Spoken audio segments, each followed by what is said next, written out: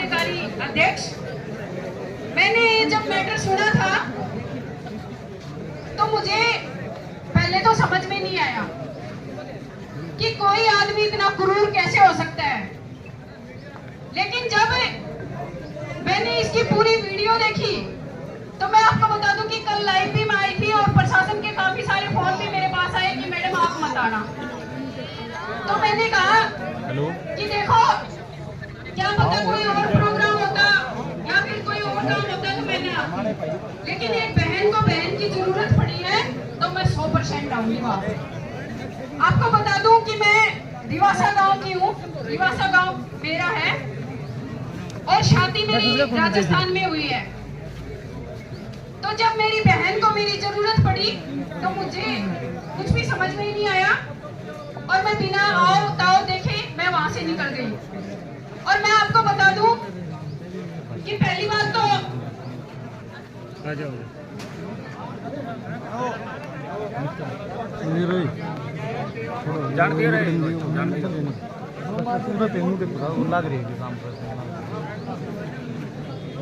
अब ये 7 दिन से 8 दिन की जो घटना है इसमें कुछ लोग शासन के, देखिए प्रशासन का नाम नहीं लूंगी, शासन के लोग इसको दबाने का काम कर रहे हैं क्योंकि प्रशासन इसमें होता तो 3 दिन का टाइम नहीं लगता उसको ढूंढने में।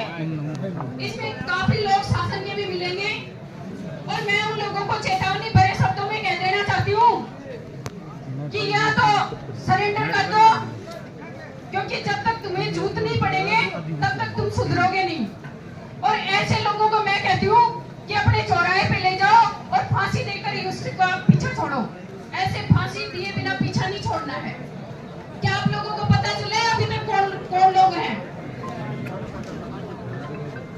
तो प्रशासन भी इतना ढीला क्यों है समझ में नहीं आ रहा।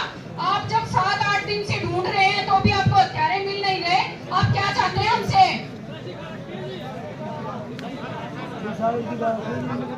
तो चलेगा, कहते हैं ना कि देर सवेर टाइम लगता है लेकिन न्याय जरूर मिलता है। हमारे मैटर में भी आपने देखा होगा न्याय हमें धीरे धीरे मिल रहा है। अभी तक हत्यारे हमारे भी ऐसे भाग रहे हैं लेकिन धीरे धीरे सामने आ रहे हैं। पर मेरा हरियाणा हमेशा से मजबूत है, मेरे भाई हमेशा से मजबूत है। मैं आप लोगों को कह देती हूँ कि जिस दिन भी आपको पता चल जाए उनका जच्चा बच्चा मत छोड़ना। ऐसे लोग पनपेंगे दोबारा, अगर कभी पनप गए तो बेटियां तो फिर पैदा करने से ही लोग डरेंगे। अरे बेटियों को पैदा करते क्यों हैं? बेटियों से 2 परिवार बसते हैं, परिवार एक ससुराल और एक मायका। अगर ऐसे कांड होंगे तो हम क्यों बेटियों को पैदा करेंगे और क्यों बेटियों को आगे बढ़ने के लिए आगे अग्रसर करेंगे? पहले कहते थे लोग कि बाल विवाह कर दिया, बाल विवाह कर दिया। बाल विवाह पे रोक होनी चाहिए, शिक्षा पे रोक होनी चाहिए, महिलाओं को शिक्षा मत दो, बाल विवाह कर दो। अब मैं कहती हूँ कि कहीं ना कहीं बाल विवाह ही ठीक था। कम से कम हमारे ऊपर इतने अत्याचार तो नहीं होते थे ना, हैं?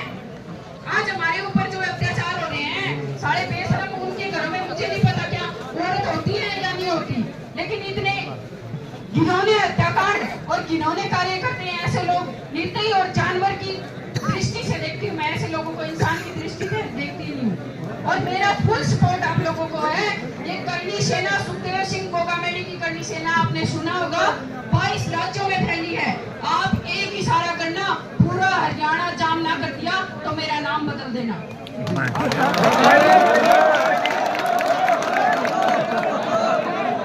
नहीं रहता मैं आप भाइयों से हाथ जोड़ के विनती करती हूँ, मुझे ताड़ियों के लिए मैं यहाँ नहीं आई।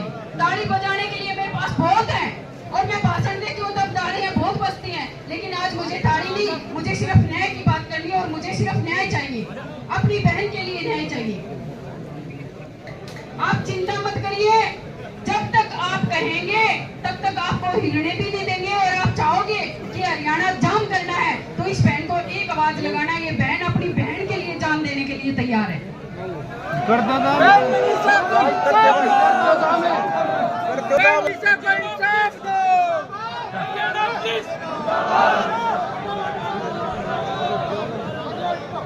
न्याय दो, न्याय दो, न्याय दो, न्याय दो।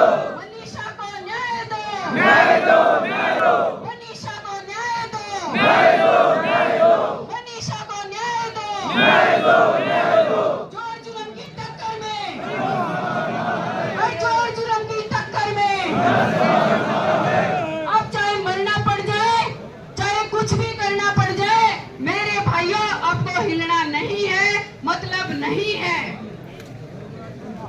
आपको जो चीज चाहिएगी, खाना पीना जो भी चाहिएगा, मेरी बहनें तैयार बैठी हैं आप लोगों के लिए।